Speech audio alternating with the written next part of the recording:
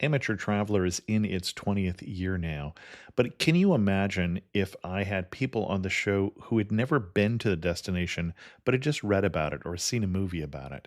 That wouldn't make any sense at all, and you wouldn't listen. We all know how important it is to receive advice from people who know a destination to get the most authentic local experience. And a great option for experiencing this is Explore Worldwide and their authentic small group adventures, led by local tour leaders, perfect for solo travelers who want to meet like minded people with a desire for adventure.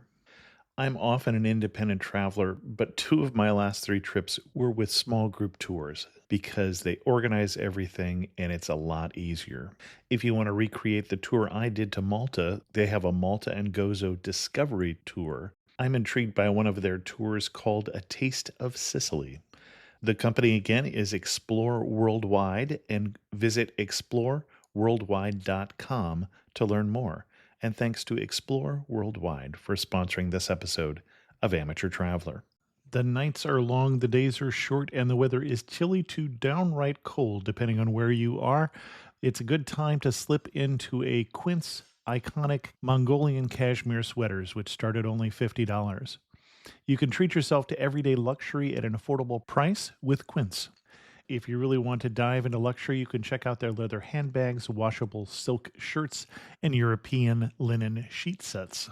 Whatever you're looking for at Quince, all the prices are 50 to 80% less than similar brands, and they do that by partnering directly with top factories and cutting out the middleman. They only work with factories that use safe, ethical, and responsible manufacturing processes.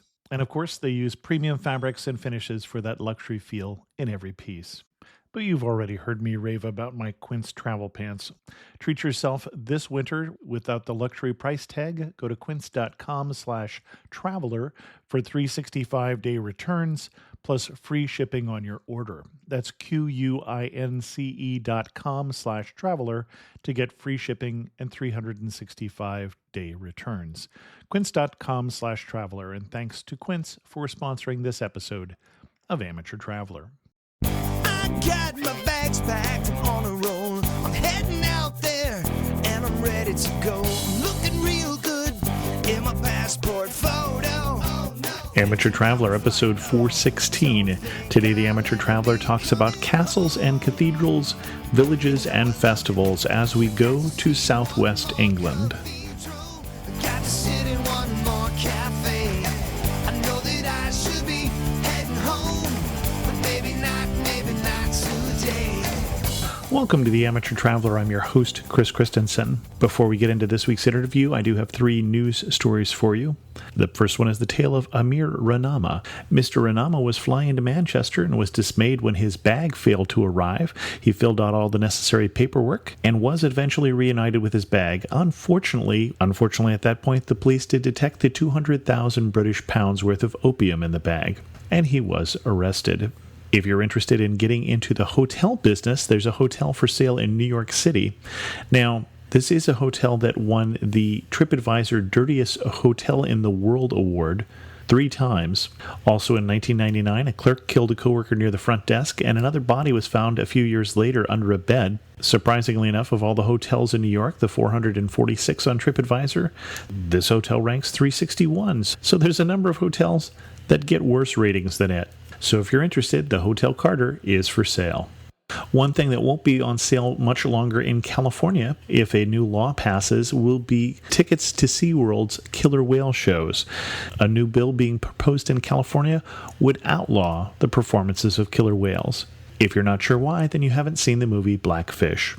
For links to all three of those stories, check out the show notes at amateurtraveler.com.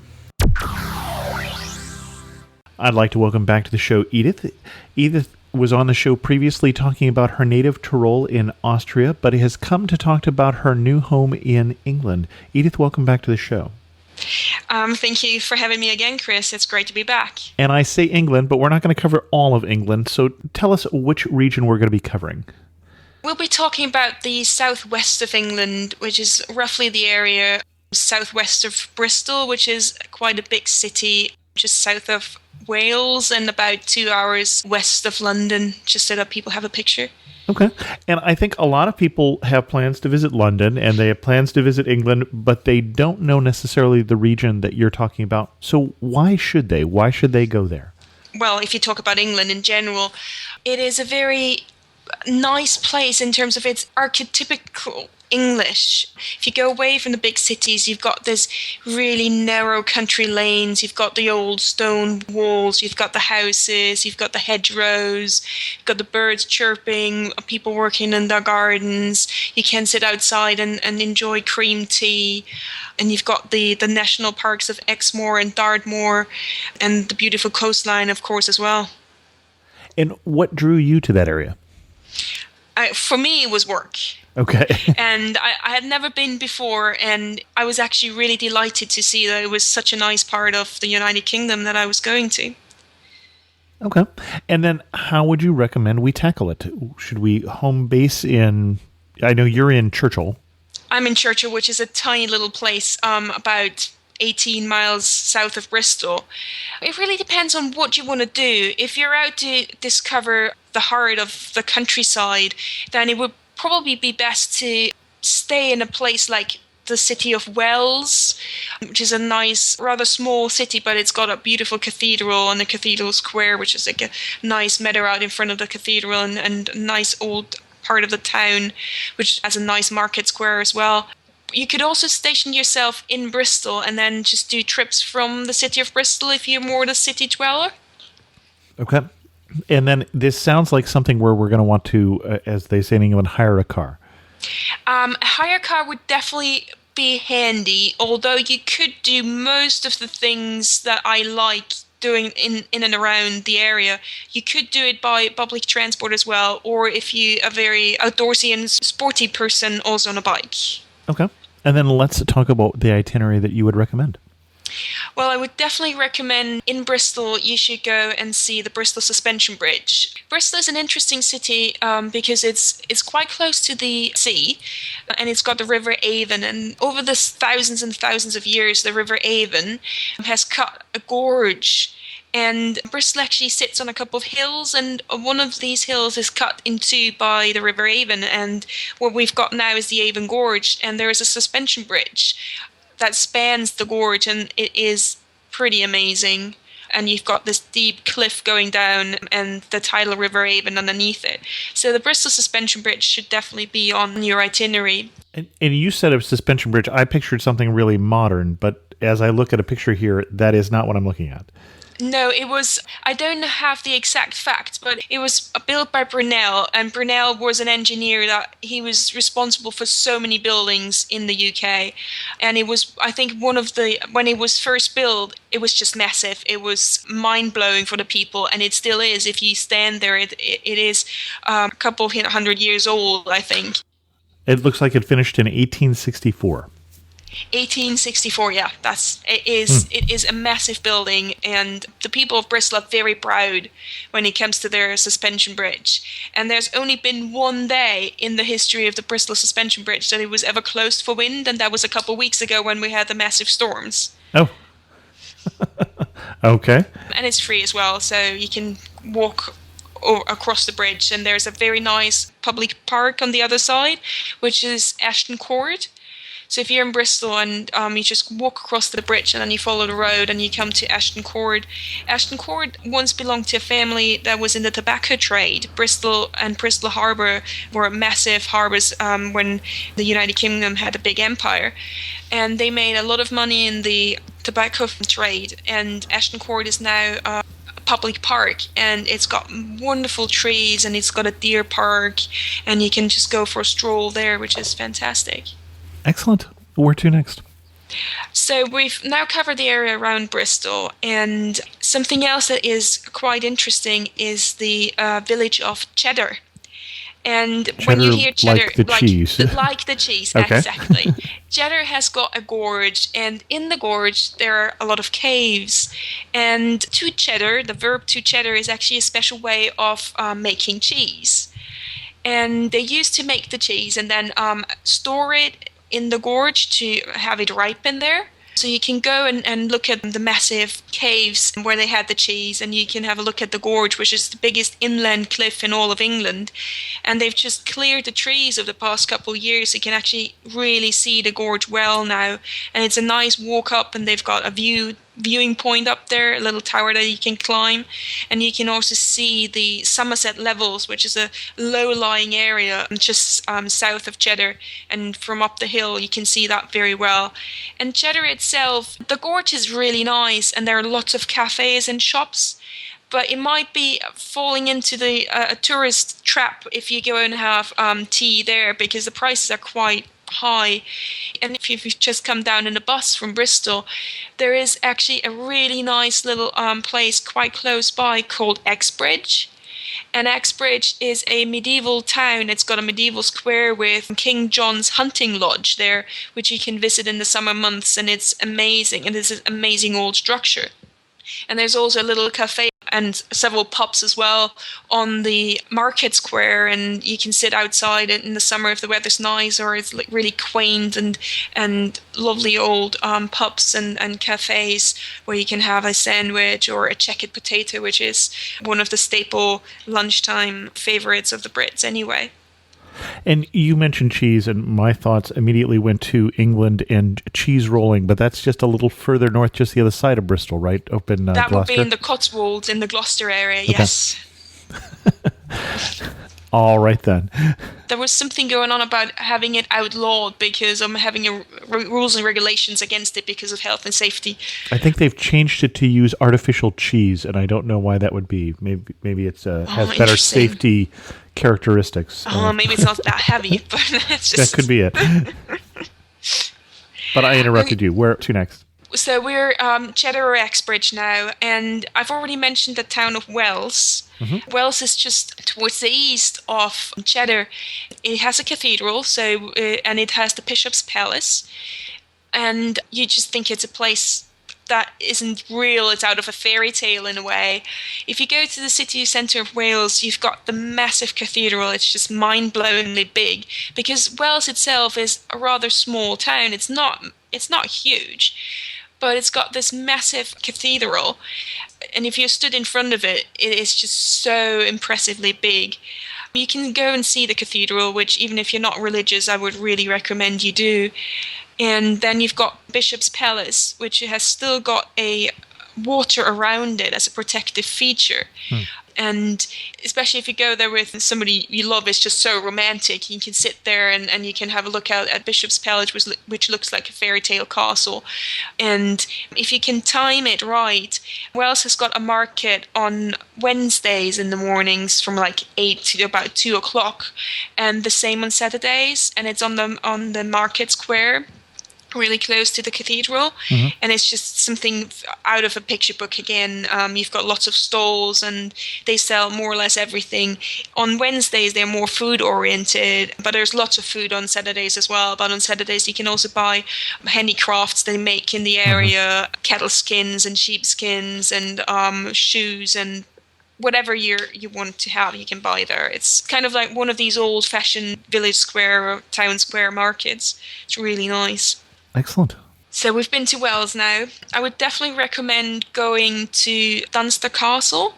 Dunster is near Minehead, so we're travelling further south now, and we go towards the National Park of Exmoor. Exmoor. Okay.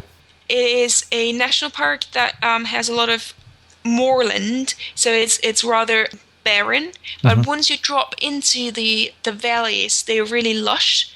And the people used to use the lower lying areas for agriculture, whereas the higher parts they could only send cattle and mostly sheep up to.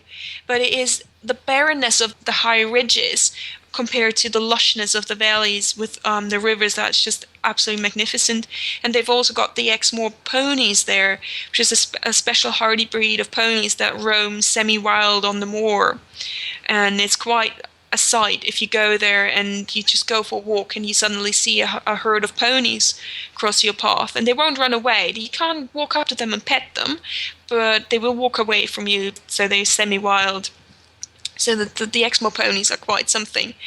And Dunster Castle is just a magnificent castle with very, very nice grounds around with beautiful gardens. The English are known for their gardening traditions anyway, but Dunster Castle definitely has very interesting grounds as well, and especially if you're traveling with kids. Is there any particular things that we should see at the castle? We should take a tour? You should go and see it on your own, so you don't have to take a castle. It is an old Bailey castle, and it was later used as a country house.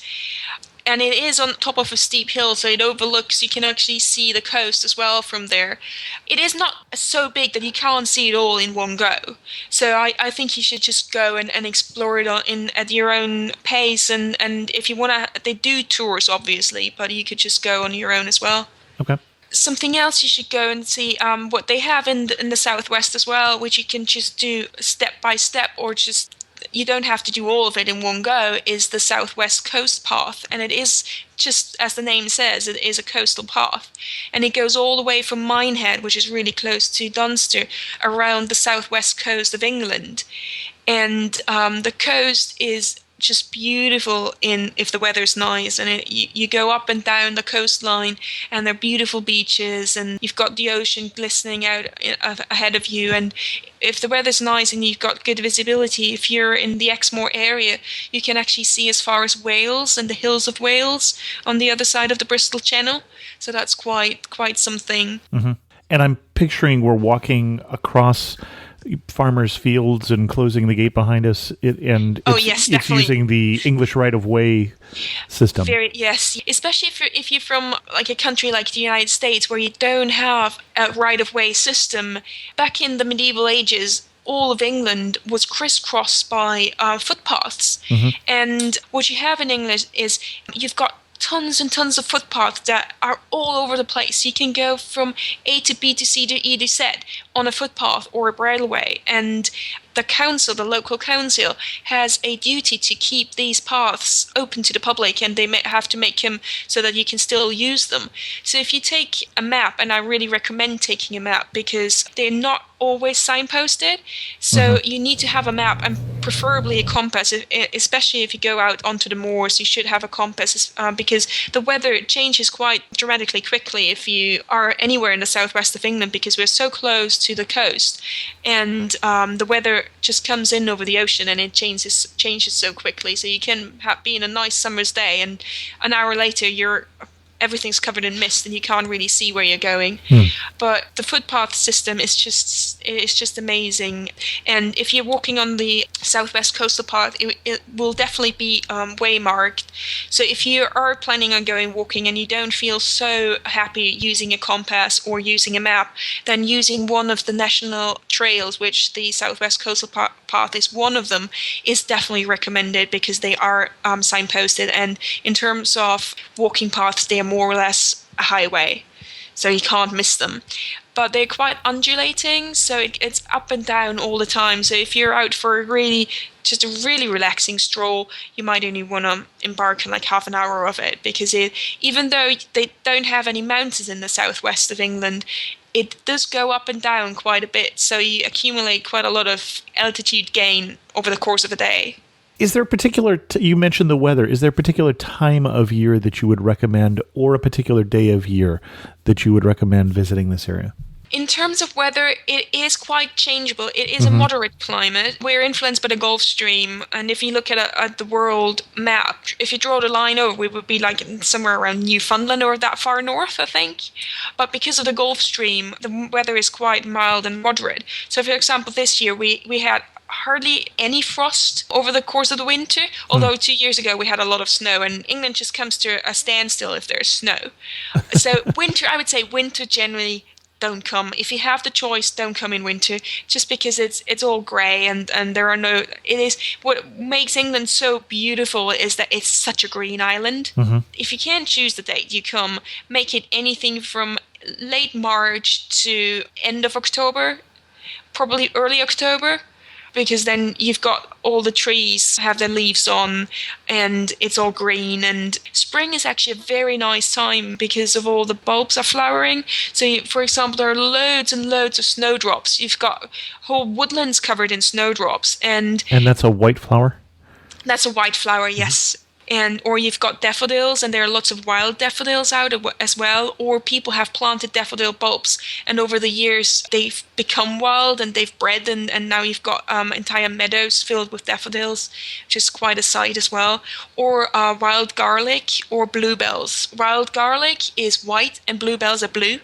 And sometimes they occur at the same time in the same woodland, and then you can imagine the entire woodland being filled with white and blue flowers. And the wild garlic, if you step on it, you will know you've stepped on it, because you can smell quite a pungent garlic smell.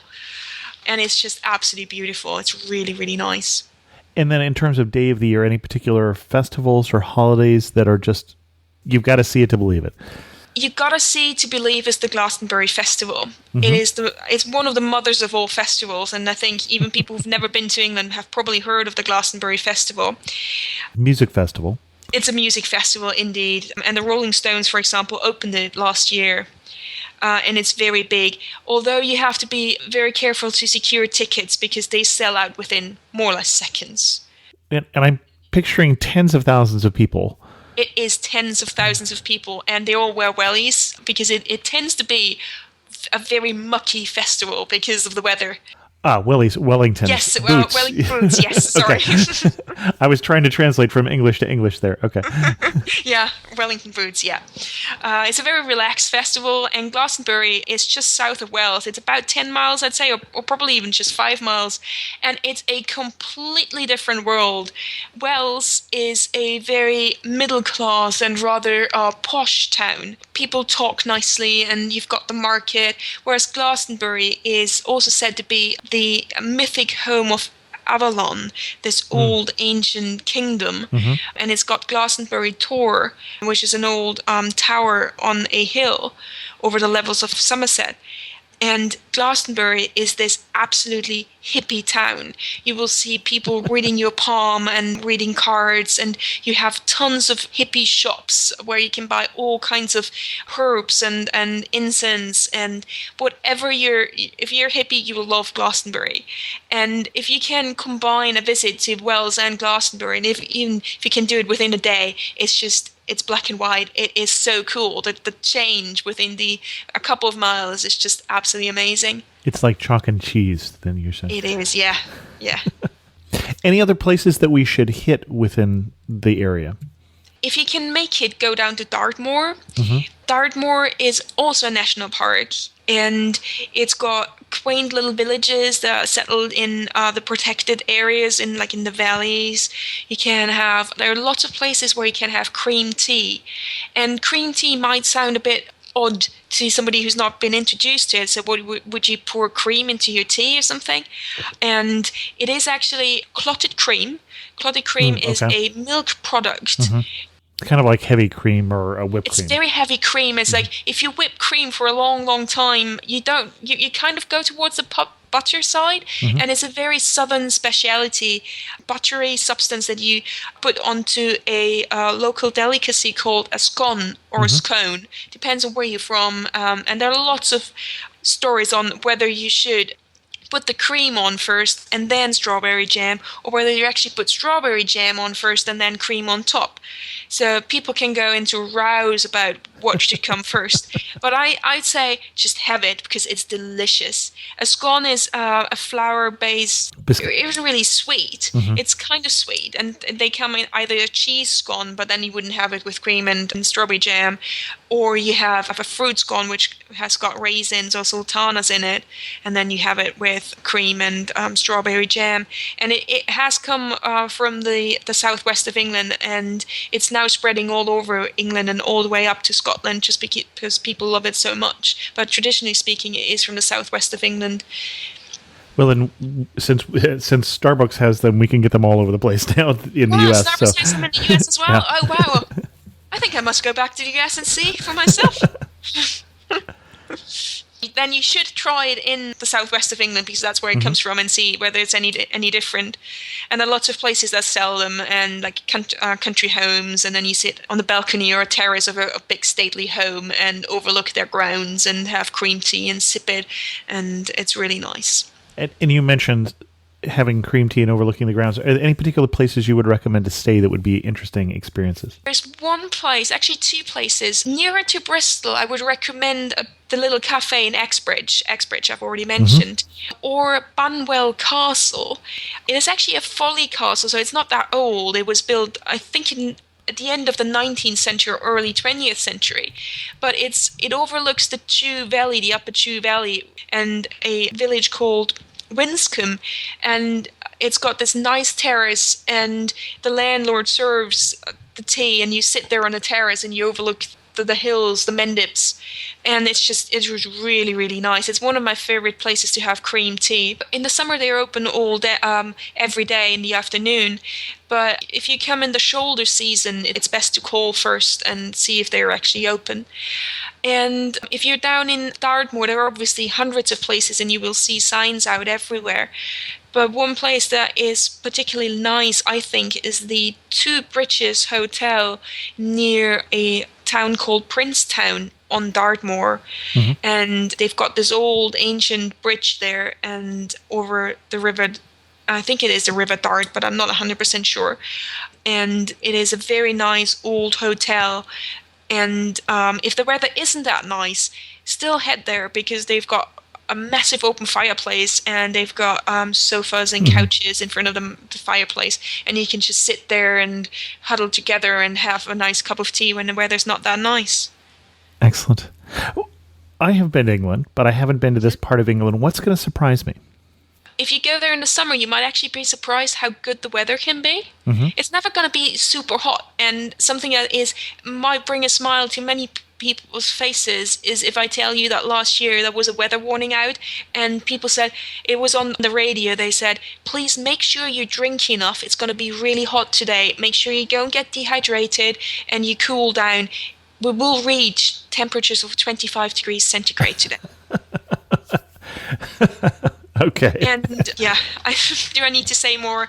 It can be really nice, but the temperatures are moderate. So people from places like Arizona or that's somewhere in the south of the United States, they might definitely want to bring a jumper. Well, and just for those people who don't think in Celsius, that is not even 80 degrees in Fahrenheit. So people have a different perception of temperature. Excellent. Here in this country. But apart from that, beautiful countryside. Bring your walking shoes. Do you have a favorite walk? You mentioned the coast walk. The coast walk is definitely something you should do. If you want to walk somewhere closer to Bristol, I would definitely recommend the Mendips. It is an area of outstanding natural beauty, just about 15 to 20 miles south of Bristol. You can go for a walk directly from Cheddar, which I've already mentioned, into the Mendips. One walk that I like especially is if there is a pub called the Crown Inn in Churchill, and it is a pub that has to be seen. It is very rustic, and it's got a lot of tradition and culture, and it's got its own quaint feel to it, and it is frequented by locals, which is always a very good sign. And they only serve food for lunchtime, and they say the evenings are for drinking only. But if you go there, if you have the pub as a starter, because they've got quite a big car park, and then go for a walk, it's about a 12-kilometer round trip. That would be about 8 miles, I think. And you go on into Rowbarrow, which is a forested area, and then you go up onto a hill which is called Beacon Batch, like the beacon light. It's called Beacon Batch. And the area around Beacon Batch during the Second World War was used to create a fake Bristol. So they lit up Beacon Batch and the area around it, and Bristol itself was in a blackdown, so that when the German planes came in, that they would drop all the bombs on the uninhabited area of Beacon Batch.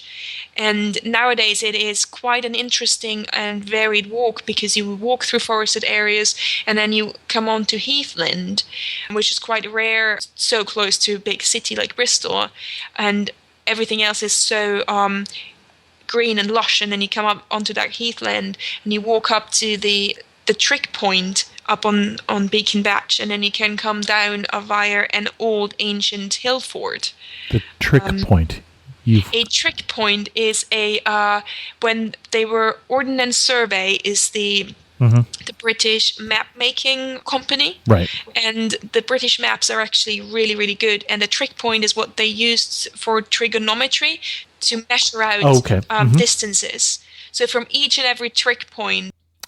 So it's a medallion on the rock or something. They occur all over the UK, and from each trick point, you should actually be able to see at least 2 other trick points. Got it. And it's usually about 1 meter high, so that would be 3 feet high, and it is a structure made of either concrete or bricks.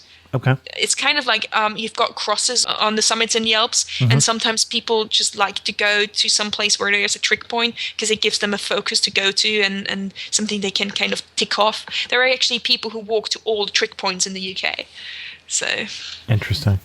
But you definitely know you're on the summit if you are at the trick point. And speaking of people, is there any locals that you would really love for everybody to meet? I'd just say go meet people, talk to people. They're very friendly. Chat to them. If you meet people out on the walk, they will smile at you and greet you and say hello.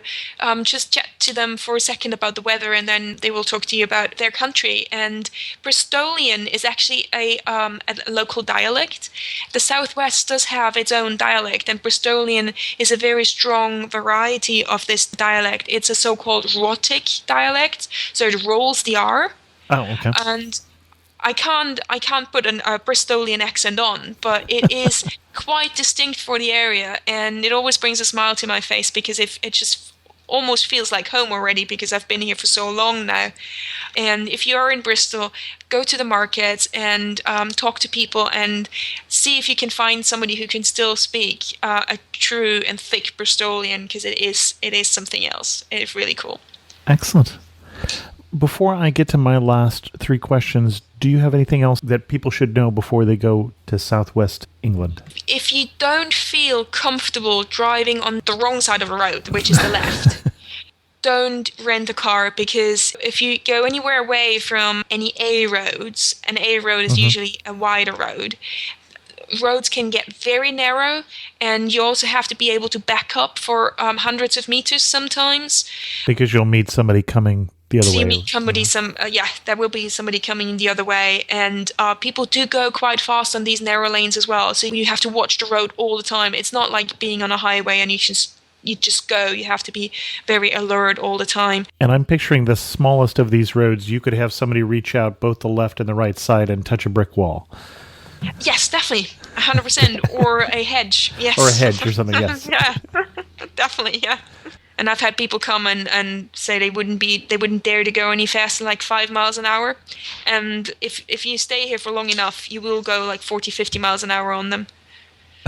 You just get used to it. You wouldn't get anywhere if you don't. You just have to be very, very vigilant and alert and have the foot on the brake as well, just to be able to make sure you can stop the car. Excellent. Last 3 questions. One thing that makes you laugh and say only in Southwest England. Can people have a row whether it is cream first or jam first? I can imagine that is not going to happen a lot of other places. No. And finish this sentence. You really know you're in the southwest of England when what? When you can visit the coast in the morning, then have cream tea in a castle in the afternoon, and then go and enjoy a good nightclub in Bristol in the evening. Excellent. And if you had to summarize Southwest England in 3 words, what 3 words would you use? Hills steeped in history. It's 4 words. We'll give you 4. It's your second time on the show. You get a bonus word. I got a bonus word. Thank you, Chris. And again, if you enjoyed listening to Edith now, you might want to go back and listen to that show about the Tyrol. Lots more hiking mentioned in that episode as well. Yeah, and see if my accent actually changed over the past 4 years. I think it has, actually. I believe it has. So all the linguists out there, go and compare. Well, thank you so much for coming back on the show and telling us about your new home in Southwest England. Thank you very much for having me. Bye-bye, Chris. In news from the community this week, I heard from T. Nick, who said, enjoying your pieces. I listened to your piece on Pittsburgh. I hope you have gotten there. That has to be the most underrated city in the United States. I'm a New England snob. I think most large cities in the USA outside of New England and the Northwest are ugly and drab. I visited a few years ago and was shocked how nice it was. I was expecting a dingy dump. I now recommend it to European visitors who want to see an interesting and unique city. I hope you have since made it there. I wrote back, I have not actually made it to Pittsburgh. I have been very near there. I have been around that area. My daughter actually went to college in the other end of the state, but my first trip to Pittsburgh is still sometime in my future. Jim commented on the episode that we did last week on Nova Scotia. Chris, I was glad to hear you interject about the deportation of the Acadians. It would have been wrong to have a podcast about Nova Scotia without that being mentioned, but it seems your guest was unaware of that part of our history. And let's just say not everyone is as much of a history geek as I am. With that, we're going to end this episode of The Amateur Traveler. If you have any questions, feel free to send an email to host@amateurtraveler.com. You can also join the Facebook community or follow me on Twitter @Chris2X. To send a pre-populated tweet, go to amateurtraveler.com/love. And as always, thanks so much for listening.